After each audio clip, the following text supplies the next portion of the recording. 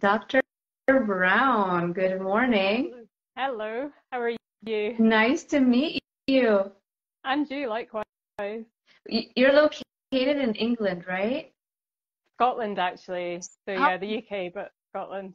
love that. We finally meet, and I'm so excited to get to know you a little bit more, get to know your story. Can you share a little bit of a background about why you espouse the carnivore diet and how you came across this information? Yeah, sure. So I work as a psychiatrist and have done for quite a number of years now. But I've always had an interest in holistic health and root cause medicine, which I don't think mainstream medicine does very well, or at all sometimes. And I've been carnivore now for 4 years this month. Um, and I came across it because I'd been keto for a while before that, and then paleo, primal type diet for a long time prior to keto. And I just delved into carnivore out of pure curiosity rather than anything else. So That's I interesting. Okay, so it wasn't like you had a specific strong reason or something happened and that kind of pushed you to go down that rabbit hole. no. So I'd been doing keto just because of family history of neurodegenerative disorders, and I thought, okay, I really need to take this seriously now, and not just be slightly low carb. I need to go the whole hog. And it was Vanessa Spina, so ketogenic girl. I'd followed a lot of her work for a long time, and really respect what she does, and know that she's very knowledgeable in what she shares. And I think she was doing a carnivore experiment at one point in time, and I saw her plate of food on Instagram, and that was my first introduction to carnivore, because I remember thinking, what on earth is she doing? and and then and then I watched two videos, and one was Michaela Peterson's story, her own personal health journey, and then the other one was Sean Baker speaking at Carnivorecon one year, and everything that he said just made perfect sense. And I thought, okay, I'm really curious, I need to just see what this is about. And so I just dove straight into carnivore, all in pretty much immediately after that. Carnivore con, that's like keto con? Yes, and there's a few videos on YouTube, so I don't know where in America that those meetings took place, but it was from probably 2 or 3 years ago now. I forget exact. No, it must be longer when I watched it. So it's been 4 years for me. So yeah, Oh, maybe wow. 5 years ago the meeting had taken place. That's very interesting. Okay. And so how long has it been then that you've been doing carnivore? 4 years. 4 years. Wow. Was it Yeah. a difficult transition? Were there cravings? How did you transition into that? Yeah. I probably would have done things a bit differently had I known then what I know now. But I sort of just went straight into it. We were on holiday at the time, staying in a hotel, and it was lots of buffet food. So I just got all of the buffet meats then, and I had transition symptoms on and off probably for about 4 or 5 weeks. Mm, So gut symptoms that people typically can run into difficulties with, and it was pretty tough from my point of view. So I did have days where I thought about stopping, and I remember thinking, this cannot be good. Like, I didn't have any GI issues before, and what's all this that's happening at the time. But then something kept me going, and I thought, no, I'm just going to push through and see what happens. And in the beginning, I found it difficult to eat enough meat, I would say. And so I did have some difficulties, and I was tending to rely quite heavily on dairy in the beginning, which I don't do now. right. But I used to get leaner meats and then dairy, and then that's not what I would recommend to anybody else, I have to say. And it just took a bit of time for my appetite to change and my taste to change. Yeah. But I do remember having a thought when I had all the GI symptoms that I think once they'd resolved, I remember thinking, oh, am I really never going to eat anything else but animal foods at this point? But then the thought of going through that whole transition again put me off having anything at that stage. Um, and anyway, the rest is history. I forgot quite quickly about those transition symptoms once things had settled down. That's amazing. And so before that, before you did keto, before carnivore, before keto, what was your diet like just, as an adult? Yeah, gosh, I've gone through various experiments, kind of dietary wise. So probably the vast majority of time, probably for the 10 years or so prior to keto, I'd been a big fan of Mark Sisson Mm. and Mark's Daily Apple. So I did more of a primal style diet. But I think I didn't include as much red meat as I certainly do now. So I used to eat more chicken and fish and those kind of animal foods, along with berries and fairly low carb. Although I did have a bit of 70% dark chocolate in there in the mix when I was doing primal. And in retrospect, I look back and that was an issue because I remember snacking on that in the evening.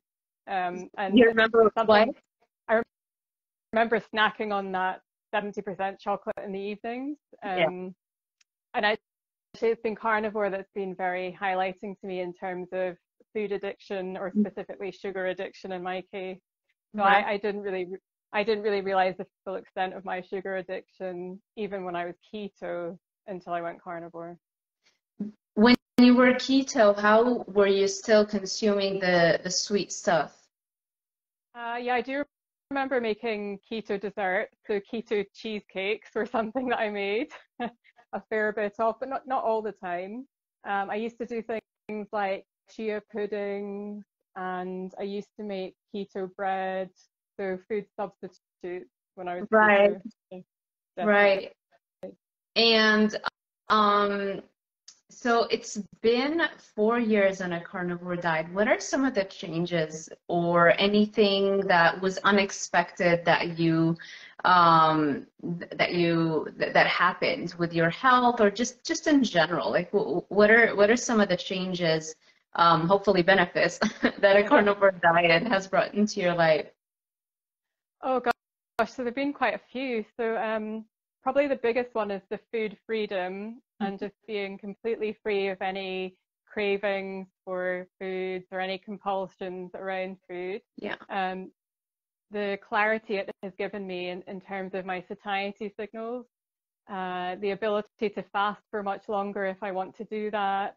Mm. So I tried intermittent fasting for quite some time on keto, and I always really struggled with it, but I did it. But I remember when I first went carnivore doing some intermittent fasting and thinking, oh gosh, this is just so easy now. And what's the difference? Because my macros hadn't been all that different when I was keto, Mhm. albeit the foods were different. Um, and then otherwise, it's been my immune health that's just been so much better. So I used to come down with a common Yeah. cold and other infections like sinusitis and just minor things like that. And that just doesn't really happen anymore. Yeah, me too. That it's amazing. Actually, for me, when I went keto, I stopped getting sick. Like it's been over a decade, and I think it was just the carbohydrates. That's it. Not eating them on a regular basis the way that I used to. I mean, I would have the orange juice, I would have bread with my eggs in the morning. Um, it's just insane. I did not even realize just how many carbohydrates I was consuming, thinking like that's a normal food, sandwiches. Yeah. So, Yeah, in my early 20s, I would say I was all of that. So sandwiches and cereals and right. porridge and yeah, actually I remember when I was pregnant, which was over 10 years ago now, I kind of came off the low carb bit when I had cravings and so on, and remember drinking lots of red blood orange juice and just stuff that I just would not have ordinarily Wow, have done. crazy. So So you have children? just one. So I've got a son and he's And almost how 11. he's 11. Have Mhm. you tried to put him on a carnivore diet as well? Yeah, so interestingly, I haven't tried to put him on one, but not that long ago he said to me that he wanted to be carnivore. Um, and he did that for a little bit, and I would say he's keto now. So there are a few non-carnivore foods that he eats, but he's going through a phase of just feeling he's very interested in fitness and looks up to certain athletes like Erling Haaland as a football player, for example. Although he's a really big fan of Sean Baker and Anthony Chaffee too. So yeah, so he's just gone into all of that himself, which is really impressive for me because, yeah, he was like your typical child before then, so hooked on sugar at a very young age, and I wasn't entirely sure what I was going to do about that going forward. So it's nice he's come to it himself. That's fantastic. Yeah, it's always easier when you wean them off of the addiction at a younger and younger age, as opposed to, having a sugar addiction for 30, 40 years, and then all of a sudden having to navigate life without that crutch, Yeah. Oh, yeah, absolutely. And it's still, I just still never cease to be amazed at how much society normalizes sugar consumption, and you just see it from an extremely young age. So it's children at parties given sweets and ice cream, and every single event they go to is just full of sugar-filled this, that, and the next thing. Yeah. And, if you have, let's say, 30 kids in one class and it's someone's birthday, at some point you've got 30 birthdays in a year. Those are 30 sugar bombs in 1 year. I mean, that's insane. More than twice a month, not to mention everything else they're having on a regular basis, and then we expect them to just get sober. Yeah. When they, right? It's really unrealistic. Yeah. Yeah. And unfair. Have you encountered pushback in the people around you or in your peer group? So other psychologists, psychiatrists, therapists, the people that are your colleagues? Yeah, so not particularly, but then a lot of my colleagues, other psychiatrists, we share an office, but I don't tend to eat my lunch in the office. So I don't know how many of them even have an awareness of me being carnivore, but certainly all the nursing staff I work with and the team I work with directly do know. And I've spoken to consultant colleagues to give them, like talks on the use of ketogenic diets in major mental illness. So there's a wider awareness of my interest in keto. So I haven't had any direct pushback, but now and again you get people who are curious and want to ask questions. But who knows what people are saying behind my back. Right, yeah, that's true. How about your family and friends? Yeah, so surprisingly, not really any pushback at all. My mom would probably be the only person who every now and again will say something slightly negative about carnivore. So surely that can't be healthy or normal, and or just comments like, I don't know how you eat all that meat. Right. I could never eat that, those kind of things. Do you think that she's addicted to sugar? Yes. Definitely. Yeah. And I think, oh gosh, she'd kill me if she heard me talking in this way. I've told her to her face, but I think she's in denial about it. Yeah. Like a lot of people. Most people are, right? Yeah. And have you tried to talk to any of your patients with regards to dietary approaches for mental health? Yes. So I quite regularly speak to people now about dietary options for mental health, although I work in a crisis team, so I'm often seeing people at their worst point in time, and sometimes people are acutely suicidal or very unwell in terms of psychotic symptoms, and so it's not always appropriate or the right time, but there are lots of other people who aren't quite so severe, or they're coming out the other side of an episode of illness, and I definitely speak to those people, and it's been interesting. So I tend to approach it just gently, and I have a lot of handouts from Dr. Georgia Eid because I trained with her a few years ago, and so I tend to not push it on people, but just say, here's some information if you want to look some things up online, and we can just talk again if you want. And I've had quite a number of people coming back saying that they've just gone off and started keto without coming back to speak to me again, or they're actively starting to make changes to their diet. So that's fantastic. Yeah, I remember when I first did a keto diet, I remember how my brain cleared up on the 7th day. I didn't even realize I had brain fog until I didn't have it anymore. It's like my brain came back online, and that was really what I was sold that right then and there. And it's like, okay, no more carbs. Yeah. So it's keto now. But of course, the addiction was still there. Even throughout that whole time, I actually was doing keto dessert treats I was posting them on my YouTube channel, recipes. I even wrote a book, a Kindle book. Oh, It's I on didn't know that. Zaldivar, keto desserts. I mean, yeah, it was like, and it's so funny because that was like after I did my doctorate on addiction. That was after like 5 years of researching and writing up and defending my dissertation on sugar addiction. Oh, wow. And I was still writing cookbooks on like keto dessertry. So like, yeah, the denial is very, very real. So if somebody like me can be so much in denial, how, what chance does the regular person have who's not like into science and with a PhD and like, Yeah. Oh, I know.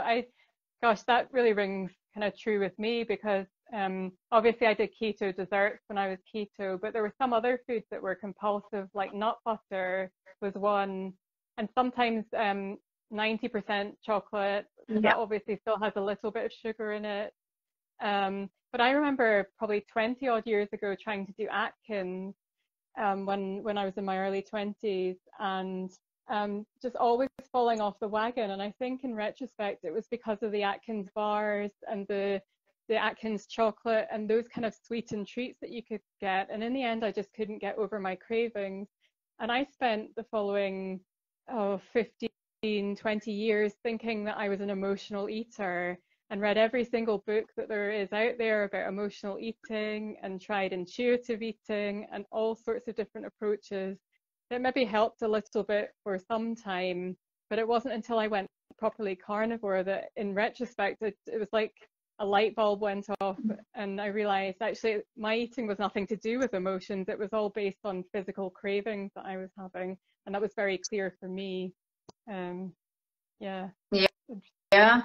Yeah, yeah, there is no craving when there is no drug, right? The craving is the consequence of ingesting a drug. And because once you get the drug and there's a little bit of high, or for most people, they're no longer getting it for the high. It's just to go back to normal, right?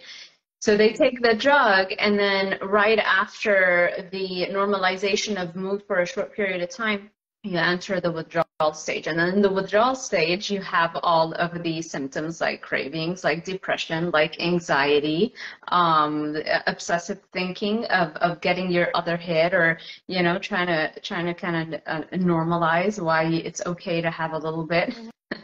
Oh yeah, yeah. I can look back and think about it's just the certain behaviors that are all very typical of addiction, like making special trips out to just go and buy sweet stuff, or thinking, being constantly preoccupied and thinking ahead to where you can go to buy certain things, Right. and then doing things in secret, and all of it.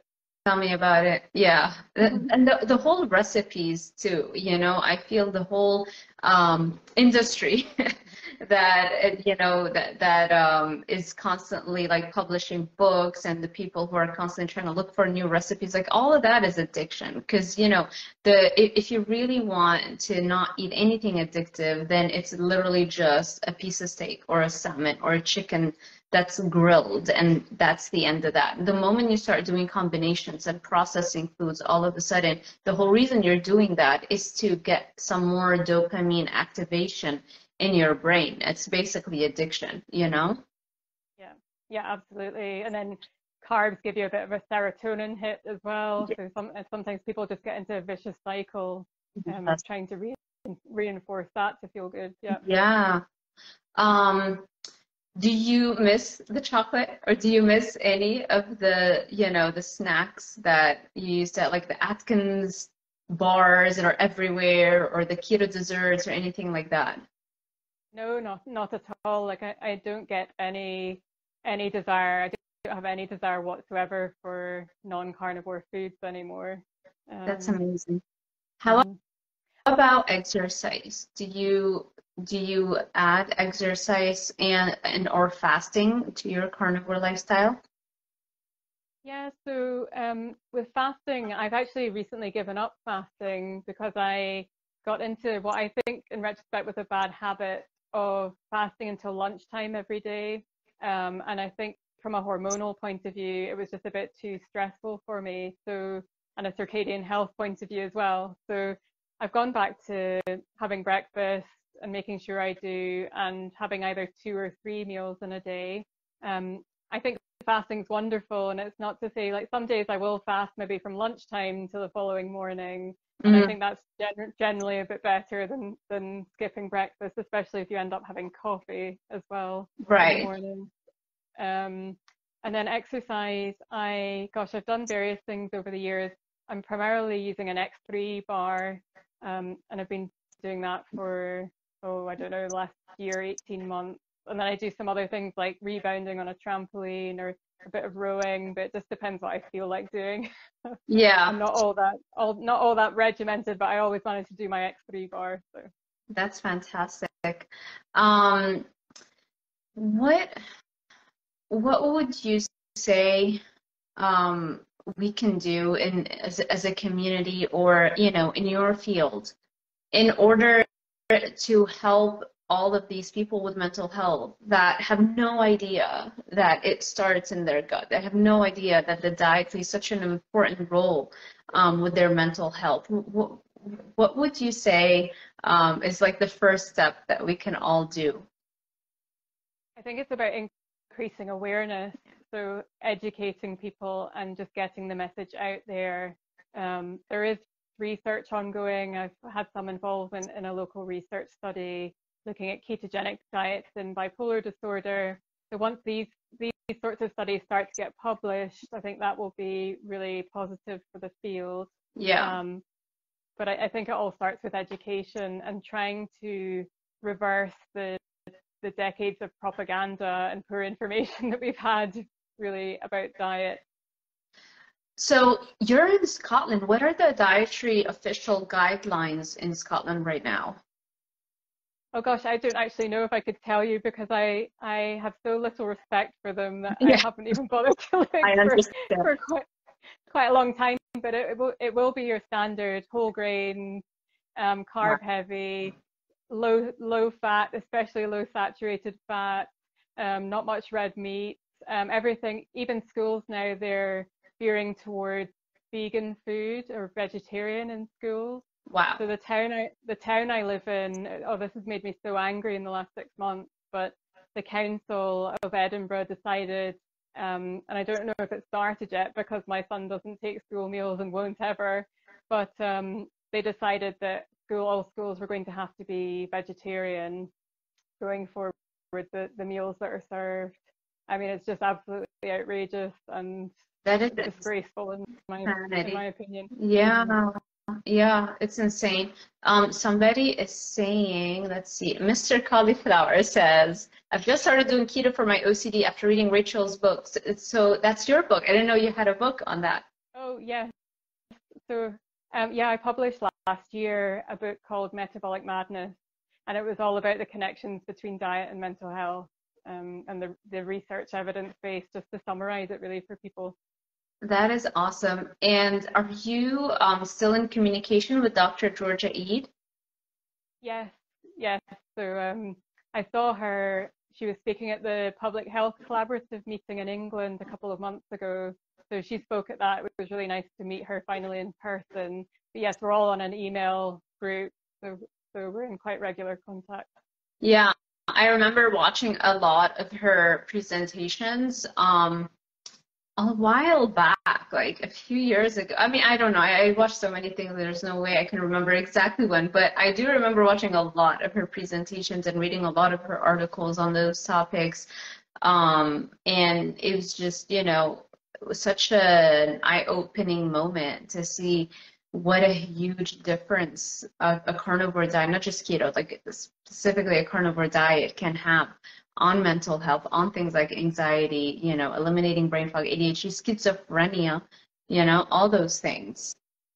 Yeah, Georgia's amazing, and she's been working away at this for years at this point, and I know my understanding is it was quite difficult for her in the beginning because, your average psychiatrist is just going to ridicule another one who starts talking about diet and nutritional interventions. And then, of course, you've got the wider medical establishment and the funding that comes from big pharma and the regulators who are also interconnected financially with all of that, who will not take a kind a kind eye to somebody providing lifestyle or natural intervention. But Georgia's just so experienced in terms of working with people one-to-one, using ketogenic diets and carnivore diets, and she's very clear that she has really good outcomes, clinical outcomes in her practice.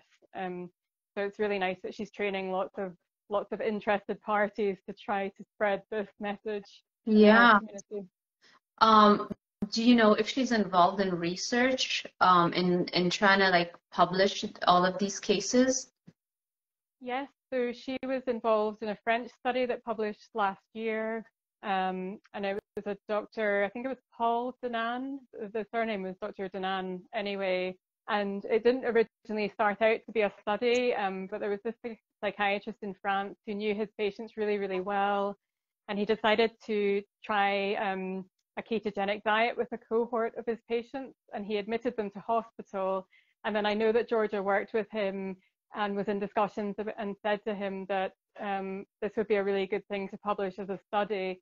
So they did that and had really great outcomes for that group of about 30 or so patients. Oh, that's like people reducing symptoms improving, weight loss, reducing medications, and some of them coming off medications. And the results were so good that some local psychiatrists I work with have looked at that study and they automatically treat it with suspicion. and one of them said to me, "Oh well, if we can believe that this is actually what happened," and I just thought, "Oh no." Wow. where to start? Yeah, because to accept the results of those studies, you have to forget about all the other I don't know, 99% of the studies that are out there that are trying to prove the complete opposite, right? It's like, oh, just eat whole grains. And the thing is, I don't even know if there are studies that show any improvement, with those kinds of studies. Maybe because they're always comparing them to a junk food diet, Well, you know? Yeah, I was just going to say, I think any sort of improvement on those sorts of diets would just be because they're cutting out junk. Right.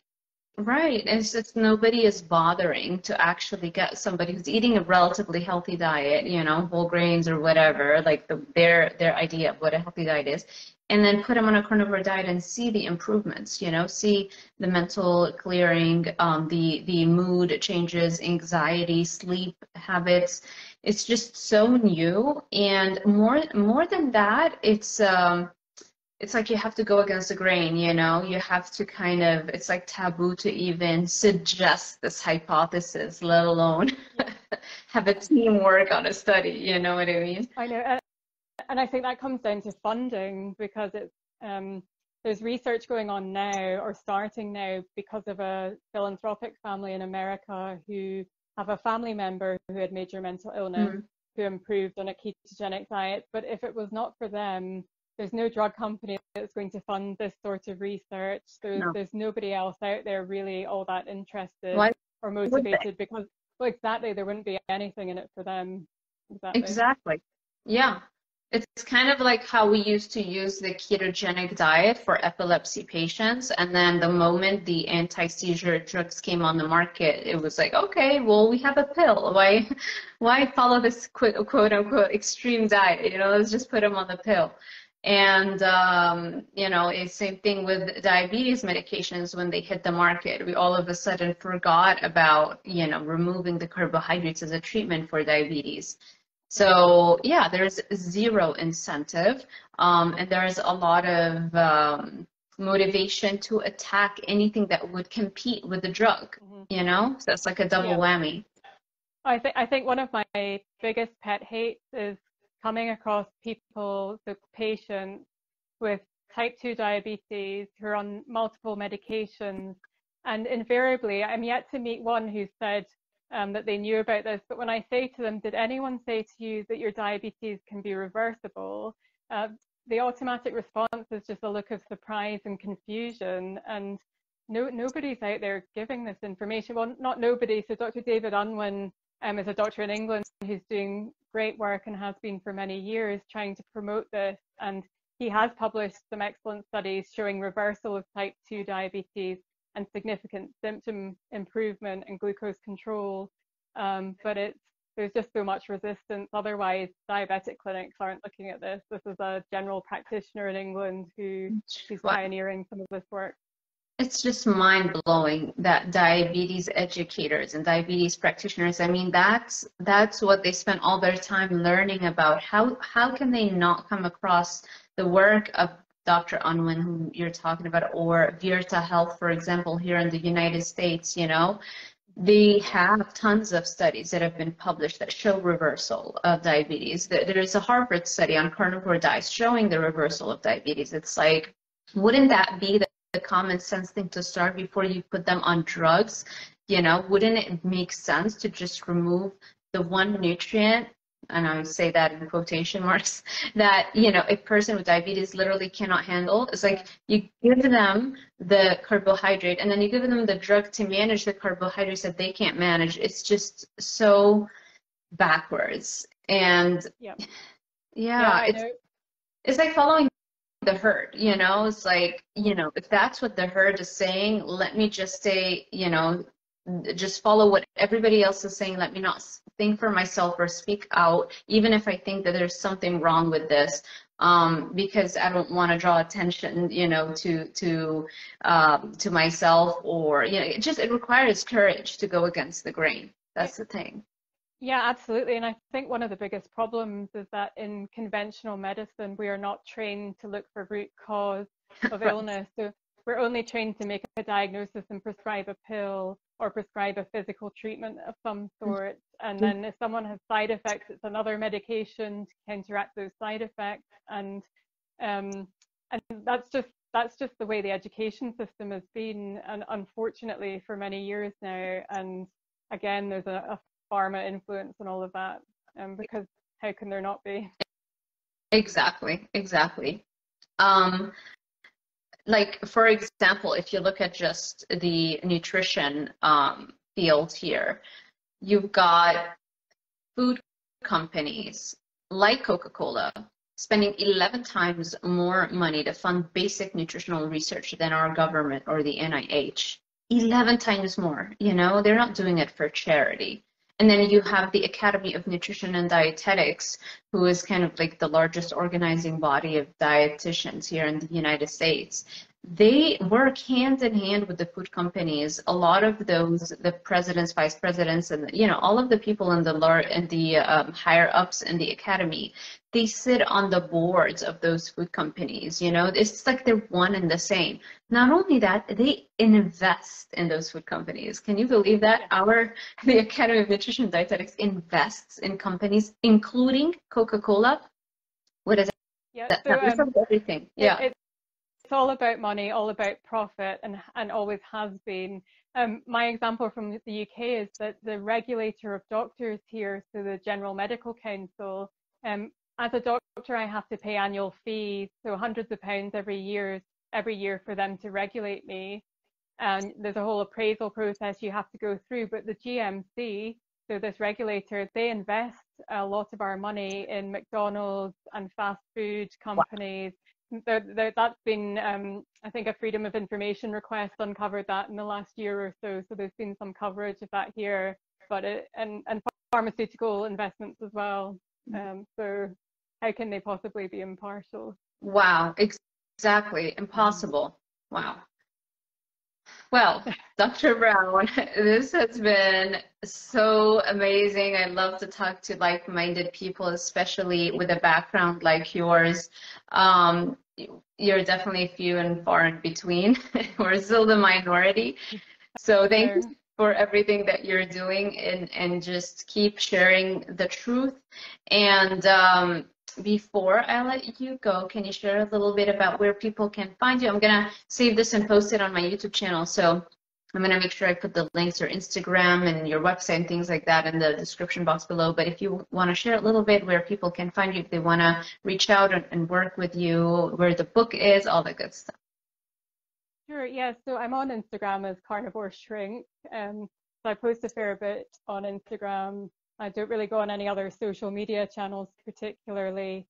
I'm actually doing some health coaching with a colleague all about diet in terms of mental health. So people can find out more information about that at psy.com is our website. It stands for Metabolic Psychiatry, and the book is on Amazon. So Fantastic. people can get that. Fantastic. Thank you so much, Dr. Brown. Thank you, everybody, for watching, and for the YouTubers that are watching this on YouTube, make sure you give this video a thumbs up, subscribe, and hit that little notification bell icon so YouTube alerts you every time I post a new video. Thank you all for sticking with us, and I will see you in the next one. Bye, everyone. For having me. Absolutely. Bye. Bye.